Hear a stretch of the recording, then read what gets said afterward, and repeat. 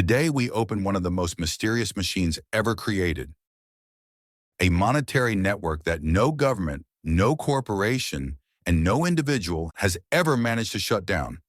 Bitcoin. This is Unblocked Money, the series where we decode the new financial world with clarity and precision.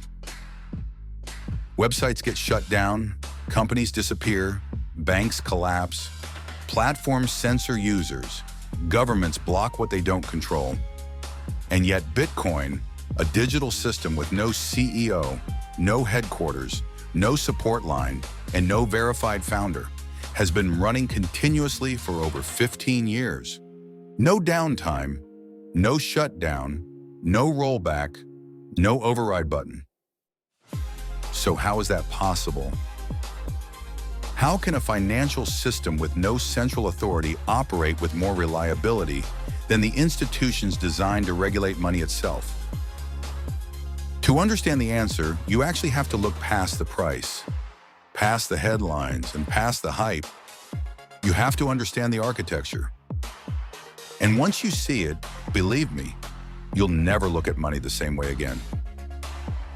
So, Bitcoin emerged at a moment when trust in the financial system fractured. Yes, banks collapsed under their own risk-taking. People lost homes, savings evaporated, and governments printed trillions to stop the bleeding. For the first time in modern history, millions of people got to ask the same question. How can a system built entirely on trust fail this badly?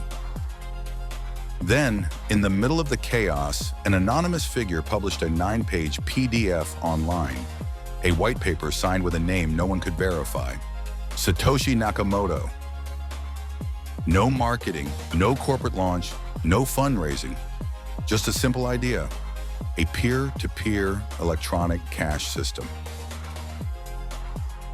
Money without banks, transactions without intermediaries, and rules enforced by mathematics, not institutions. As you know, Bitcoin didn't come from a startup. It actually came from a collapse of confidence in the old system. So how does it actually work? Let's open the machine and look inside. To do that, you need to start picturing a single global notebook, a ledger that records who owns what, not stored in one place, but copied across tens of thousands of computers all around the world. And every computer stores the same ledger. Every computer checks every transaction. Every computer follows the same rules. No bank updates it, no institution approves it, no government controls it. This is true decentralization as a mathematical reality, not a marketing slogan. But storing the ledger isn't enough. The real challenge is keeping it honest. Here's the core problem of digital money. If I send you a file, I still have a copy, right?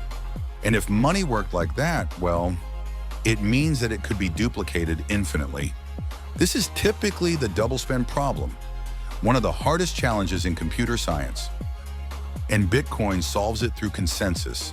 Every node, every computer in the network verifies every transaction. If a transaction breaks the rules, well, the network rejects it. If someone tries to cheat, their version of the ledger is simply ignored. There is no central referee, no single point of failure. The system polices itself. So for the first time in history, humans created digital money that cannot be duplicated, forged, or counterfeited. So how is the ledger updated? And who gets to write the next page of history? This is where mining enters the story. Mining is often misunderstood. It isn't creating money from nothing. It isn't solving pointless puzzles. Mining is a competition, a global lottery. Computers around the world race to solve a mathematical challenge. And the winner earns the right to add the next block of transactions to the ledger and receives newly issued Bitcoin. This mechanism, called proof of work, makes cheating more expensive than playing by the rules. This is the moment Bitcoin stops behaving like software. and starts behaving like a physical system. It builds a wall of energy around the network. You can pressure a CEO, you can bribe a banker, you can hack a server. But to cheat Bitcoin, you would actually need to outperform millions of machines spread across dozens of countries that are running nonstop. You see, Bitcoin isn't secured by trust, it's secured by physics. And behind that security lies Bitcoin's most radical feature, its monetary policy. Yes, every 10 minutes, new Bitcoin is issued. Every 4 years, that issuance is cut in half.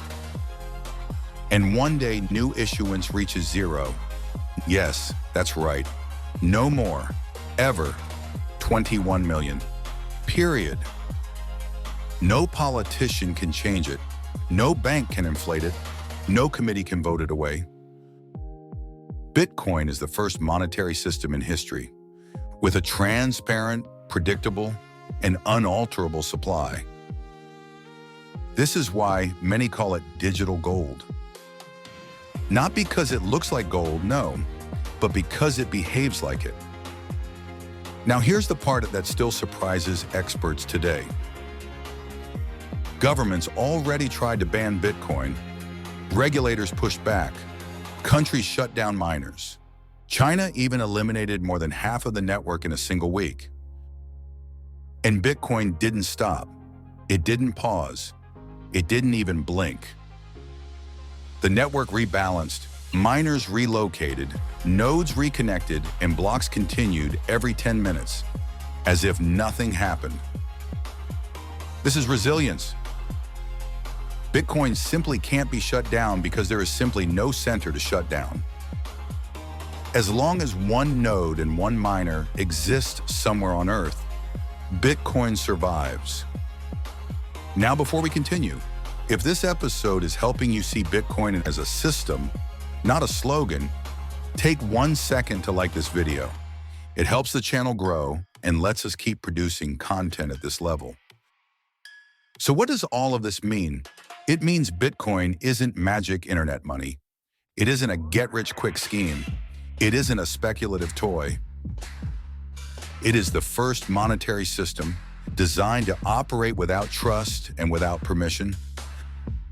Money with rules, not rulers. A financial network built to survive political cycles, economic crises, technological change, and even global conflict. That's why it has survived every crash, every ban, and every prediction of failure. And you see, Bitcoin isn't competing with banks, payment apps, or fintech platforms. It's competing with time. Human institutions decay.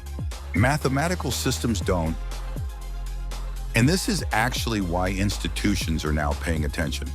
Not because Bitcoin is speculative, but because it is reliable. If this episode brought you clarity, subscribe. The next one is essential. And tell me, do you trust money shaped by political decisions or money enforced by mathematics? The next episode will tackle why Bitcoin has value and why it's so volatile